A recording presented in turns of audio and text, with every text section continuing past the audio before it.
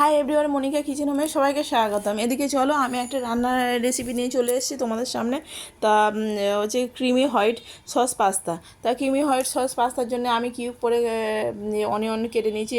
এখানে হচ্ছে হলুদ ও capsicum, green capsicum, red capsicum, গাজর কেটে সুইট কর্ন, আর এটা গার্লিক, রসুন আছে, রসুন কুচি কুচি করে নিয়েছি, হাতের সাহায্যে আমি কেটে নিয়েছি।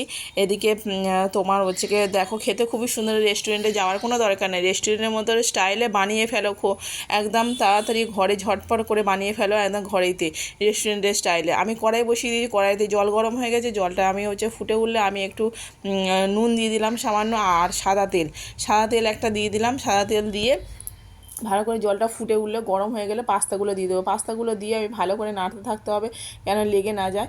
তা ভালো করে সিদ্ধ হয়ে গেলে এবার নামিয়ে নেবো। তা আমার এবার পাস্তাগুলো সিদ্ধ হয়ে গেছে, খেতে খুবই সুন্দর হয়, বাচ্চা বড় খুবই ইয়ামি করে খাবে, একদম টেস্টি একদম পুরো হোয়াইট। আর আমি একটা পাস্তাগুলো আমার হয়ে গেছে সিদ্ধ। এদিকে আমি একটা কড়াই বসিয়ে দিয়েছি, ছোটো কড়াই, তার জন্য একটা ক্রিম বানাবো। তা ক্রিম বানানোর জন্য আমার পাস্তা যে পরিমাণে, সেই পরিমাণের মতো ক্রিমটা বানাবো। তোমাদের যে কোয়ান্টিটি পাস্তা সেই পরিমাণ মতো ক্রিমটা বানাবে। আমি একদম লো ফ্লেমে গ্যাসটাকে বসিয়ে দিয়েছিলাম, গ্যাসটাকে, আর বাটারটাকে পুরো একদম গলে গেছে। গলে যাওয়ার পরে আমি একটু কিছুটা পরিমাণে ময়দা দিয়ে দিলাম। ময়দা দিয়ে ভালো করে নাড়তে হবে, আর নেড়ে নেড়ে দেখো ক্রিমটা যেন লেগে না যায়। একদম কড়াইটা লো ফ্লেমে রাখবে, একদম গ্যাসটা লো ফ্লেমে রেখে দেবে। লো ফ্লেমে রেখে দিয়ে আর ভালো করে নাড়তে হবে, নাড়তে এরকম যেন লেগে না যায়। ক্রিমটা বানাতে গেলে কড়াই লেগে গেলে গন্ধ করবে, আর খেতে খুবই সুন্দর বাজে লাগবে। তা ওই জন্য আমি নাড়তে থাকতে দেখতে পাচ্ছ ক্রিমটা আমার হয়ে গেছে। এবার আমি একদম গ্যাসটাকে অফ করে দেবো। গ্যাসটাকে অফ করে দিয়ে দুধ অল্প অল্প করে দিয়ে এবার নাড়তে থাকতে হবে। দুধ অল্প অল্প করে দিয়ে যেন ডেলা পাকিয়ে না যায়, এরা গোটা ডেলা পাকিয়ে যায় না, সেই ডেলা যদি না পাকিয়ে যায়, ভালো করে নাড়তে হবে। অল্প অল্প দুধ দিয়ে সামান্য ভালো করে নাড়তে হবে। তোমাদের স্ক্যারুলার যদি থাকে, স্ক্যারুলারের সাহায্যে নাড়তে পারো। আমার কাছে তো সেই জিনিসটা নেই, ওই জন্য কাঁটা চামচ দিয়ে আমি নাড়ছিলাম। তা নাড়তে একটু হয়তো কষ্ট হচ্ছিলো, কিন্তু নাড়তে থাকতেই হবে। কেন বলছি, ডেলা পাকিয়ে যেন না যায়, ভালো করে স্মুদিং হবে ক্রিমটা স্মুদিং হওয়ার পরে হয়ে গেছে। আমি দিয়ে দিলাম ওপর থেকে গোলমরিচ, চিলি ফ্লেক্স, আর অরিগ্যানো দিয়ে দিলাম। দিয়ে আমি চিলি ফ্লেক্স আর গোলমরিচটা বাড়িতে বানিয়ে নিয়েছিলাম, তোমরাও বাড়িতে বানাতে পারো, প্লাস দোকান থেকে কিনে নিতে পারো। আমি এবার কড়াইতে দিয়ে দিলাম। এবার ক্রিমটা আমার রেডি হয়ে গেছে। কড়াইতে দিয়ে দিলাম সাদা তেলের মধ্যে বাটার কিছুটা দিয়ে দিলাম। এবার অনিয়ন সব এক করে উপকরণগুলো দিয়ে দেবো, দিয়ে ভালো করে ভেজে নেবো একটু।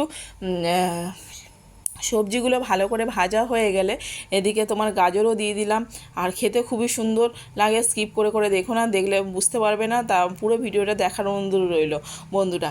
না যদি ভালো লেগে থাকে লাইক কমেন্টস করে আর সাবস্ক্রাইব করে পাশে দেখো, ঠিক আছে। এদিকে দেখো আমি সব উপকরণগুলো দিয়ে আমি গ্রিন, রেড ক্যাপসিকাম, আর হলুদ ক্যাপসিকাম, আর সুইট কর্ন, আর পেঁয়াজ কুচি সব ভালো করে ভাজা মতন হয়ে গেলে তারপর রসুন কুচিটা লাস্টে দেবে।